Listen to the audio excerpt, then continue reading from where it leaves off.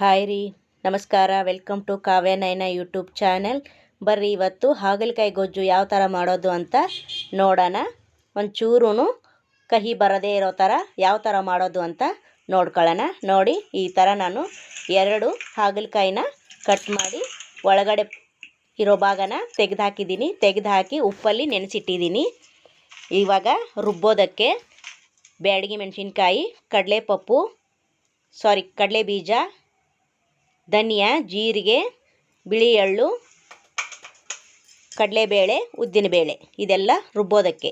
ಇದು ಒಗ್ಗರಣೆಗೆ ಕರಿಬೇವು, ಜೀರಿಗೆ, ಕಡಲೆಬೇಳೆ 1 ಟೇಬಲ್ ಸ್ಪೂನು, ಉದ್ದಿನಬೇಳೆ 1 ಟೇಬಲ್ ಸ್ಪೂನು, ಈರುಳ್ಳಿ, ಟೊಮೊಟೊ, ಬೆಳ್ಳುಳ್ಳಿ ಜಜ್ಜಿಟ್ಕೊಂಡಿದ್ದೀನಿ, 1 ಬ್ಯಾಡಗಿ ಮೆಣಸಿನ್ಕಾಯಿ, ಸಾಸಿವೆ ಮತ್ತು ಅರಿಶಿನ ಪುಡಿ. ಇದು ಒಗ್ಗರಣೆಗೆ. ಬನ್ನಿ ಇವಾಗ ಯಾವ ಥರ ಮಾಡೋದು ಅಂತ ತೋರಿಸೋಣ. ನೋಡಿ, ಒಂದು ಒಲೆ ಮೇಲೆ ಪಾತ್ರೆ ಇಟ್ಕೊಂಡಿದ್ದೀನಿ. ಇವನ್ನೆಲ್ಲನೂ ಇವಾಗ ಡ್ರೈ ರೋಸ್ಟ್ ಮಾಡ್ಕೊಳ್ಳೋಣ. ಉದ್ದಿನಬೇಳೆ, ಕಡಲೆಬೇಳೆ, ಧನಿಯಾ, ಜೀರಿಗೆ, ಬಿಳಿ ಎಳ್ಳು, ಬ್ಯಾಡಗಿ ಮೆಣಸಿನ್ಕಾಯಿ ನೋಡಿ ಈ ಥರ ಚಟಪಟ ಅನ್ನೋವರೆಗೂ ಮಾತ್ರ ಸ್ವಲ್ಪ ಫ್ರೈ ಮಾಡ್ಕೋಬೇಕು. ನೋಡಿ, ಇವಾಗ ಆಗಿದೆ. ಇದನ್ನು ತೆಕ್ಕೊಂಡು ಇದಕ್ಕೆ ಕಡಲೆ ಬೀಜ ಒಂದು ಪ್ಲೇಟಿಗೆ ತಕ್ಕೊಳ್ಳೋಣ. ಇವಾಗ ಕಡಲೆ ಬೀಜ ಹಾಕ್ಕೊಳ್ಳೋಣ. ಹಾಗೆ ಅದ್ರ ಜೊತೆಗೆ ಬ್ಯಾಡಗಿ ಮೆಣಸಿನ್ಕಾಯಿ ಕೂಡ ಹಾಕ್ಕೊಂಡು ಫ್ರೈ ಮಾಡ್ಕೊಳ್ಳೋಣ. ಜಾಸ್ತಿ ಮಾಡಬೇಡಿ, ಸ್ವಲ್ಪ ಇಷ್ಟಾದರೆ ಸಾಕು. ಇವಾಗ 1-2 ಟೇಬಲ್ ಸ್ಪೂನು ಎಣ್ಣೆ ಹಾಕ್ಕೊಳ್ಳೋಣ. ಇವಾಗ ಹಾಗಲಕಾಯಿನ ಫ್ರೈ ಮಾಡ್ಕೊಳ್ಳೋಣ ಸ್ವಲ್ಪ ಎಣ್ಣೆಯಲ್ಲಿ. ಅಂದರೆ ಮುಂಚೆನೇ ಅರಿಶಿನ ಪುಡಿ, ಉಪ್ಪು ಹಾಕಿ ಸ್ವಲ್ಪ ನೆನೆ ಇಟ್ಟಿದ್ದೆ, ಅದನ್ನು ಕಹಿ ಎಲ್ಲ ಹೋಗಲಿ ಅಂತ. ಇವಾಗ ಸ್ವಲ್ಪ ಎಣ್ಣೆ ಜಾಸ್ತಿ ಹಾಕ್ಕೊಂಡು ಫ್ರೈ ಮಾಡ್ಕೊಳ್ಳಿ. ನೋಡಿ, ಎಣ್ಣೆಯಲ್ಲಿ ಸ್ವಲ್ಪ ಫ್ರೈ ಆಗಬೇಕಿದು. ಫ್ರೈ ಆದರೆ ಹುಳಿ ಅಷ್ಟೊಂದು ಇರಲ್ಲ. ಇವಾಗ ಇದನ್ನು ಹುರ್ಕೊಂಡಿದ್ದೀವಲ್ಲ, ಇದನ್ನು ಮಿಕ್ಸಿ ಮಾಡ್ಕೊಂಬರೋಣ. ನೋಡಿ, ಎಲ್ಲವನ್ನು ಸರಿಯಾಗಿ ಪೌಡ್ರ್ ಮಾಡ್ಕೊಂಬನ್ನಿ. ಇಲ್ಲ ಅಂದರೂ ಕೂಡ ನೀರು ಹಾಕ್ಕೊಂಡು ಪೇಸ್ಟ್ ಕೂಡ ಮಾಡ್ಕೊಂಬರ್ಬೋದು. ನಾನು ಪುಡಿ ಥರ ರುಬ್ಕೊಂಡಿದ್ದೀನಿ. ಇವಾಗ ಇದನ್ನು ರುಬ್ಕೊಂಡು ಬಂದಿದ್ದೀನಿ. ನೋಡಿ, ಈ ಥರ ಪೌಡ್ರ್ ಆಗಿದೆ. ನೋಡಿ, ಎಲ್ಲ ನುಣ್ಣಗೆ ಪುಡಿಯಾಗಿದೆ ಇದು. ಇವಾಗ ಹಾಗಲಕಾಯಿ ಬೆಂದಿದೆ ಅಂತ ನೋಡೋಣ. ನೋಡಿ, ಬೆಂದಿದೆ ಆಲ್ರೆಡಿ. ಅದನ್ನು ತಕ್ಕೊಂಬಿಟ್ಟಿದ್ದೀನಿ. ಇವಾಗ ಅದೇ ಪಾತ್ರೆಗೆ ಒಗ್ಗರಣೆ ಹಾಕ್ಕೊಳ್ಳೋಣ. ಸಾಸಿವೆ, ಜೀರಿಗೆ, ಕಡಲೆಬೇಳೆ, ಉದ್ದಿನಬೇಳೆ 1 ಟೇಬಲ್ ಸ್ಪೂನು, ಕರಿಬೇವು,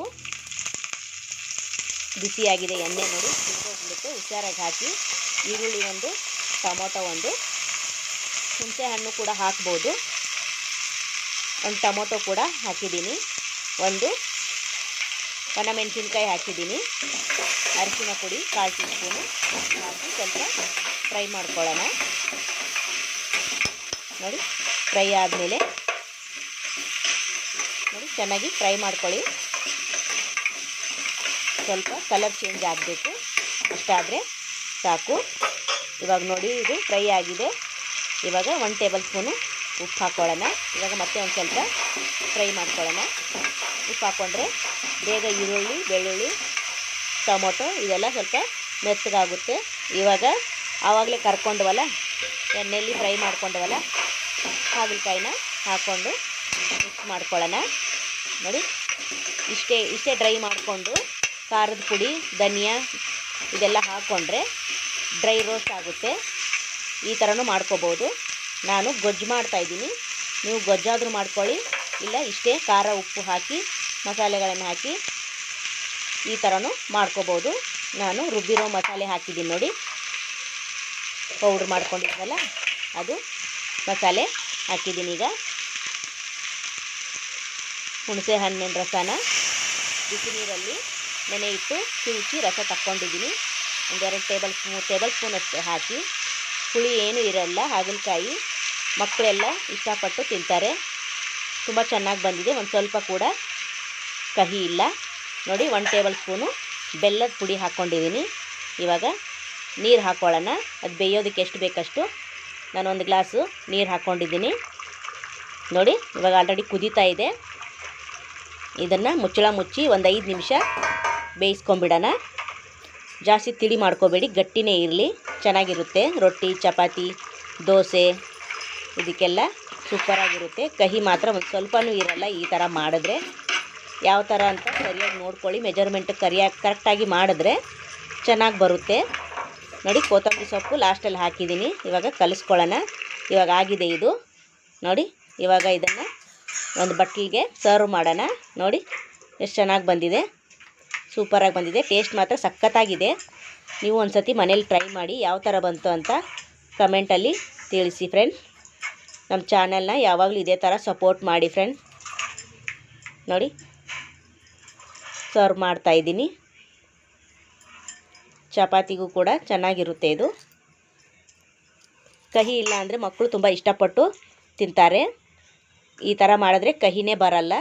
ನೀವು ಒಂದು ಸತಿ ಟ್ರೈ ಮಾಡಿ ಯಾವ ಥರ ಬಂತು ಅಂತ. ನೋಡಿ ಸೂಪರಾಗಿ ಬಂದಿದೆ.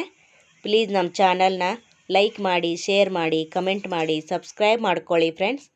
Thank you for watching. ನಮ್ಮ ಚಾನಲ್ ಬಂದುಬಿಟ್ಟು ಕಾವ್ಯ ನಯನ ಯೂಟ್ಯೂಬ್ ಚಾನಲ್ ಅಂತ. ಪ್ಲೀಸ್ ನಮ್ಮ ಚಾನಲ್ನ ಸಪೋರ್ಟ್ ಮಾಡಿ. Thank you for watching.